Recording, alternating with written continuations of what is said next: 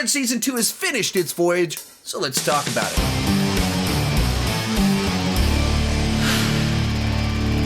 Hi, my name is Sean, and I love to talk about movies and TV way too much. With that in mind, go ahead and join me down below in the comments section.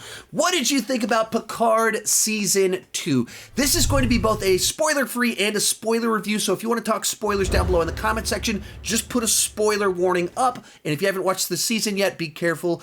If you're down below in the comment sections, make sure you don't read anything you don't want to read. Also, if you enjoyed this video, I have done some Star Trek content in the past, in particular a ranking of the films. Be sure to check that out once this video is over with, and let's get started with our spoiler-free review of Season 2 of Picard. And there's no way to sugarcoat this, or reason to sugarcoat it, but Picard Season 2 was bad. Despite their best efforts to pander to Star Trek fans by borrowing the plot of Star Trek 4, bringing back Q, bringing in the Borg Queen, and much, much more, despite all of that, despite their efforts to manipulate my emotions, at the end of the day, this season really, really did not work. And there's little moments where it's like, oh, that was kind of cool. Oh, that's kind of a nice moment. But essentially, they took a plot line that would either make for a good enough movie or a nice 2-episode run, and they turned it into a 10-episode run and just threw in every possible subplot in the kitchen sink to pad out the runtime so that they could make it work for these 10 episodes. And the whole thing is just an unfocused drag with way too many moving parts and way too many utterly ridiculous connections and ties, where everyone that's a series regular somehow had something really important going on in 2024. Their ancestor, them, something like that. They find some way to tie everyone in some way that it just strains so much credibility. It doesn't feel like it fits in line with Star Trek. And you're just watching it as they're desperately trying to be like, and this is why this person was so important. And you're like, well, if they were that important, wouldn't we have already heard about this in all of the timeline of Star Trek up to this point in time? Like, this feels like you're stretching really hard to try and find something that's not there.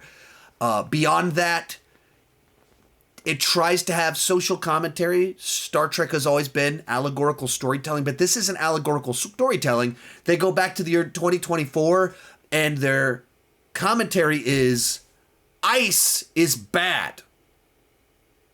That's it. That's the commentary. Like, there's no exploration of ideas or like, how do we get here? There's no declaration of how things could be better. It's literally like, ice bad. Oh, what? What? Okay. And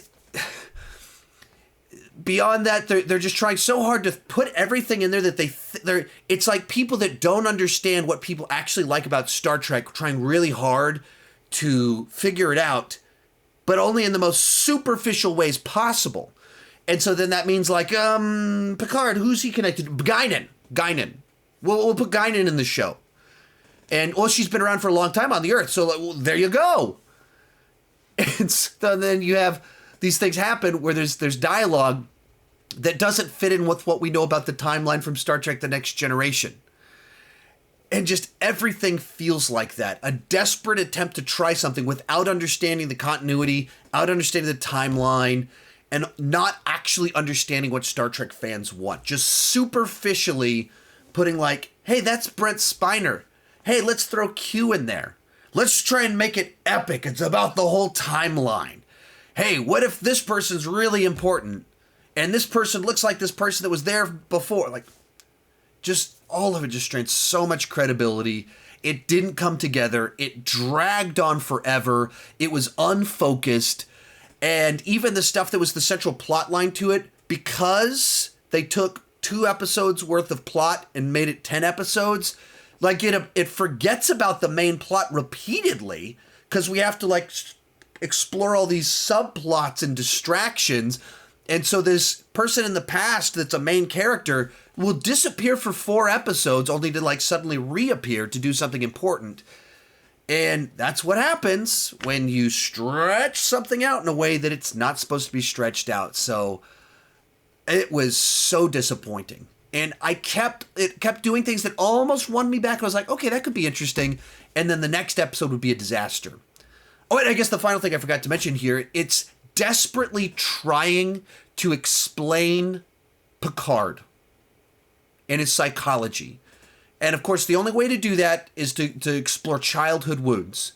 And so it's diving into all this stuff about his childhood that in almost my entire lifetime that I can remember, I've been watching Star Trek The Next Generation. And I've never asked any of these questions. Never wondered like, what was his childhood like? I wonder how his mom treated him. I wonder how his dad treated him. And now it wants to make that the defining thing about him that caused everything about him. And in ways that you're just like, why are we doing this? Why are we going there? This didn't need to be done. You've introduced a character flaw of sorts into a character that didn't need to be there, and we liked him much more without it. And now that he's an old man, suddenly we're trying to fix him. But he wasn't broken. He's only broken because you introduced that, and I don't appreciate it. So it was so frustrating. As we were watching it, my wife literally said to me, like, I don't even want to finish watching this. Think about after episode 7. She's like, I don't want to finish watching this. What was that episode? Why are we in flashbacks to Picard's childhood? What is this show? And then they did an episode that was kind of better. And then the next one was like, okay, another episode with flashbacks and way too much action and distractions. This isn't good. What are we doing here? So if you didn't like season 1, season 2 isn't going to win you back. It's not good. No reason to check it out. From there, let's move on to some spoilers. So the season kicks off with an episode kind of with a more reflective Picard, thinking back about his life and kind of pondering, like, why hasn't he found love? Why did he go to the stars? And they're kind of interesting questions when introduced in that context of, like, it's a show all about Picard, so maybe we're trying to get to know him a little bit better. And, it is kind of interesting. Why did he never get married? Why did he never find love? But on the other hand, he's from hundreds of years in the future, had this very expansive career that was important, that did interesting things in a way that didn't necessarily lend itself to having a family. So there's an explanation that's simply like, he's a career-minded person that had a crew that he was close with and poured into them and did really important things. That's what some people do. That's totally fine. And where the show goes with this is it decides to go, Picard, his mother was had mental health issues, and eventually we learned that she killed herself because Picard's dad locked her in a room. Picard unlocks the door, she gets out and hangs herself. And so the reason that he never found love or could never forgive himself is because he's had guilt for the last 70 years over being responsible for his mother's death. And I think that's just that's just an utterly ridiculous backstory to give Jean-Luc Picard. We've been with him for 35 years. There's an episode called Family where we go hang out with his brother at the Picard family estate. We've had a lot of time learning about the Picards and time to learn about them and kind of explore him. And this late in the game, you're introducing the fact that what's driven everything that he's doing is his mommy and daddy issues and deep sorrow and regret over causing his mother's death. I think that, like, I know you want to add layers and textures. I kind of get some of that. This just doesn't fit. It doesn't fit because we've spent so much time with the character to, like, what? Where is this coming from? You have to, like, now rewind. Everything we've seen with him before, the backstory was this: when he was a kid, he unlocked the door, and that led to all this life of regret over he got his mom killed and he's lived with that. I don't even think that doesn't remotely even kind of fit with, I don't know even how this kind of fits in with the utopia that Roddenberry established of the Federation, medical advances and all the things, but they still had serious mental health issues where like all the, like it doesn't really fit at all with the world that was created. That in a sense was a paradise where we were able to overcome a lot of things and work through things in a way that's why you didn't have a ton of these sorts of traumatic backstories on those shows. That was the utopia of it. And you just introduced in something that just doesn't feel compatible. From there, we get into our story. Q is there being mischievous, but much more serious than normal. He's not acting like himself. Episode 2 immediately sends us to like, it's not the mirror universe, but it's like wink, wink, the mirror universe. It's like it functionally is mirror universe while not being that actually. It's just a timeline that functions like the mirror universe where Picard's the Borg Slayer and Mirror Universe is a Star Trek fan favorite. So we got Q, we got Mirror Universe, and then they're trying to kill the Borg. They're going to kill the Borg Queen. And so then in the first 2 episodes, we get Q, stand in for Mirror Universe, and Borg Queen. And then at the end of it, like, we got to go back in time, and they overtly reference Star Trek 4. So we also get Star Trek 4. Just throwing blatant references to fan favorites. It's like, and up to this point, watching through, I was still kind of tracking along up to this point in time. But I was like, are we going to spend 8 episodes in the past? Really? And then they did. Which I couldn't believe that's what they did. They stretched out Star Trek 4 for 8 episodes. So they go back to the past, which is 2 years in the future from now. And instead of like making it a fish out of water comedy like Star Trek 4 that was lighthearted, or making any meaningful commentary, it's just kind of like an adventure that's with too many plot threads. Because you got Q, you've got Picard's Romulan not lover, her ancestor is on Earth in the past, looks exactly like her, and she's a watcher that has connections to Guinan, and she's watching Picard's great whatever. What? Like, why are all these intertwined? Why are these connected? Like, this is what you just took Star Trek, and this feels like a pocket universe in someone's mind. It doesn't feel like the actual past timeline where all of these things are actually, they're all in the same city. They're all right there. That the person that lives at his home and has been his helper that he's falling in love with in 25th century, years in the past, her ancestor was watching his ancestor. Why did we just make the Star Trek universe so small with that? And then, of course, we've got Brent Spiner there, who isn't building robots yet. He's making clones, and the clone just happens to look exactly like the daughter that Data made for himself. In season, like, I mean, just like stuff like that where it's like, what? You're just bringing the cast back, and these are lazy ideas to do that.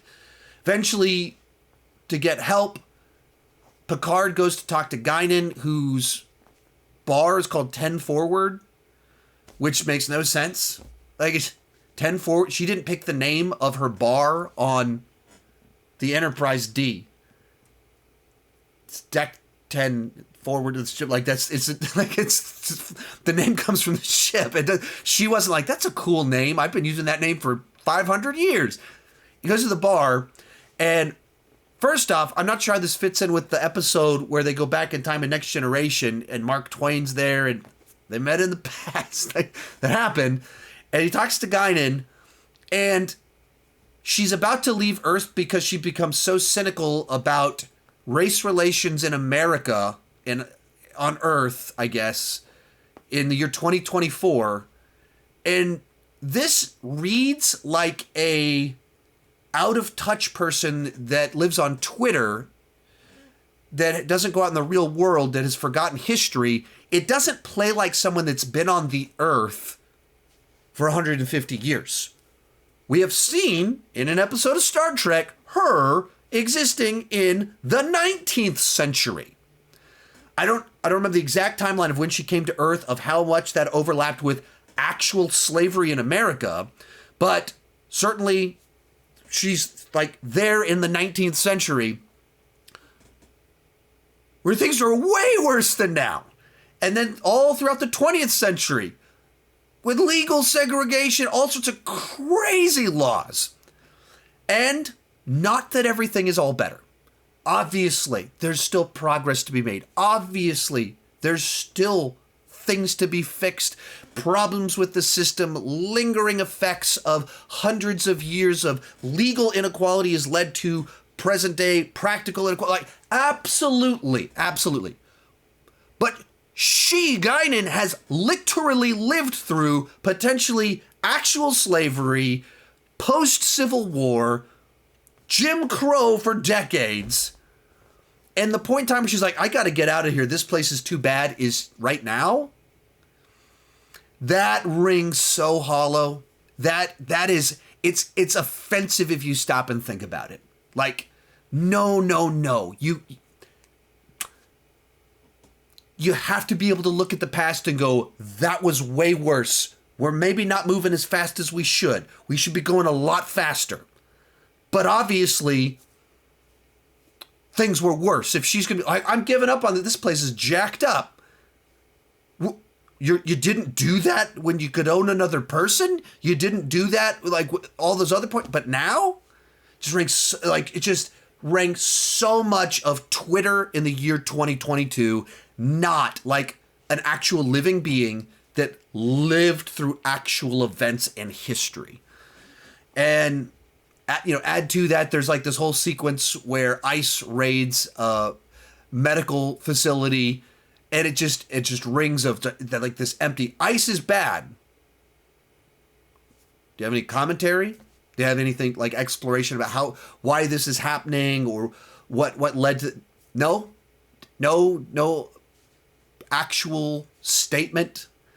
No optimistic view. Just that bad. Thanks for your commentary. You're so deep. Ice bad. Wonderful stuff. Star Trek's always had social commentary. That, like, the original show was just jam-packed with bold statements, bold casting. A Russian is on the bridge of the Enterprise during the Cold War. Blatant allegorical storytelling. But as allegorical storytelling, it wasn't like pointing out Vietnam War, bad. And that's what this show is. It's just so hollow and empty. So that our main plot line of it involves this plot line of this pivotal person in human history is Picard's relative. Of course. It's Picard's relative, but because she also has mental health issues and doubts herself, she's thinking about not doing it, and Q is trying to push her to not do it. And like, she's the pivotal thing for the plot. The whole plot of the season is this character. And she's like she disappears for 4 episodes at a time. Like, they'll meet up with her in episode 4, and then we forget about her until like episode 9 or something like that. Just go off and do something else. Okay, what are we doing? And so then that's what happens when you have a, like, this should have been 2 episodes of like, Q breaks the timeline, and therefore they're in this mirror-like version of the current broken timeline. So they go into the past, they fix it, and then that is that. But they just did 10 freaking episodes. So other things going on here. We got the Borg Queen. So for some reason, we're doing a time travel episode about Q messing up the timeline with Guinan in there. And somehow we throw the Borg Queen in there too, so that they can set up this plot line that basically leads to, what if we gave the Borg redemption? You know what I've never thought about? I can remember when I first watched the Borg episodes. When I first watched Best of Both Worlds, that was my first Borg episodes that I watched. Maybe I watched it once before that, but I remember I was at my brother's apartment 30 years ago in Denver, and just watching television, and Best of Both Worlds Part 1 and 2 came on, and watched them. This is 30 years ago. And I've been watching Borg stuff ever since then. And you know what? I've never thought, like, what if we gave, like, the Borg, like, a really cool redemptive arc? And, like, we got a new redeemed Borg. Definitely never thought that. Let's take the Borg and make them not the Borg. And then more importantly, as I had that thought of, like, why are we trying to redeem the Borg? And, like, what if you added a just enough individuality into the mix? What would that do with it? Then I went, oh yeah, we already played this game. Hugh, Borg. We already played this game. We already had a guy be a Borg, but also gain his individuality back, go back. And the consequences came with that. Lore played into it. Like, we already played this game. We already did it. But we got to do, like, the writers of the show don't have any memory. They don't remember anything. So we're going to do it one more time. We're going to play around with it, but this time we get it right. And we redeem the Borg, and they loop back to this thing that happened at the first episode where the moment where the Borg show up and they start taking over the ship. And then you immediately go, wait a minute, but the timeline hasn't changed yet. Why on earth is that Borg ship showing up if the timeline hasn't changed yet? How is the time travel mechanics going? Like, what is happening here? Because that happened because of the divergent thing. Like, what the logic here's got, like, I don't understand how the time travel works to this. But that's this show. So I could keep on rambling on and on. Like, they kept doing moments where they would, like, have something really kind of touching and nice. You know, Patrick Stewart as Picard, of course, he's great. And he's been doing it a long time. So when they give him a good scene, you get good scenes in there. And because they're pulling from the best stuff, there's moments where you, like, it's easy to, like, manipulate me a little bit. And I'm like, that was nice. But it's mostly manipulative. You get to the end of the season and Q has, like, a sit down and Q's dying. And so anytime a character dies, it immediately starts working your emotions a little bit. And so you have Q being like, you know, you were always my favorite. You have, like, this moment, like, sentimental moment where I'm going to give you a gift. Q's giving him a gift. And it's like a sweet moment because these characters have spent 35 years together. And so that's special. But it's also entirely manipulative. It's entirely hollow. There's nothing. It doesn't mean anything. You didn't really have a season about Q wanting to pour into Picard. You have Q playing more games with him, and then at the end of it, you're like, actually, I did this for you to fix you, to heal you. Oh, so this is all you're manipulating him to manipulate the audience to have this moment. Like, what are we doing right now? And then, of course, what else do we have in here? What's the other thing we're going to throw into all of this? So we have Brent Spiner as one of the villains of the season. And he's manipulating all this stuff with his cloning his daughter. Oh, I guess we had two more things. Because they're so desperately trying to pander to Star Trek fans. They're just trying to, like, throw everything in there. So the clone daughter, why do we resolve that one? Deus es Wesley. Wesley shows up, and because Wesley's been a traveler, he's a traveler that's been hopping all around. So we do get Wesley, because they announced that the crew of the original TNG is going to be in season 3. He wasn't announced as one of them, and he had this very gracious response because he already is making an appearance. So he shows up and recruits her to be a traveler. So what's things that Next Generation fans like? The Traveler. He was fun. So let's do that a little bit. Wesley shows up. Oh, look, it's him. I remember him. Got some member berries. And then let's recruit her into this fun thing of these travelers that help keep the timeline going right. And what was going on? I rabbit trailed there myself a little bit. What was going on with Brent Spiner? She deletes all of the files as she's about to take off and get recruited by Wesley Crusher, the Traveler. And then he's got his paper files. So he picks up a file. Project Con.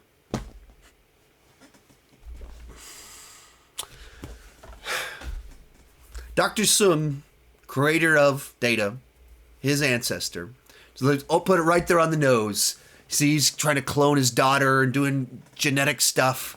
Project Khan. Get it? He's gonna be the guy responsible for creating Khan. The guy that created Data also creates Khan.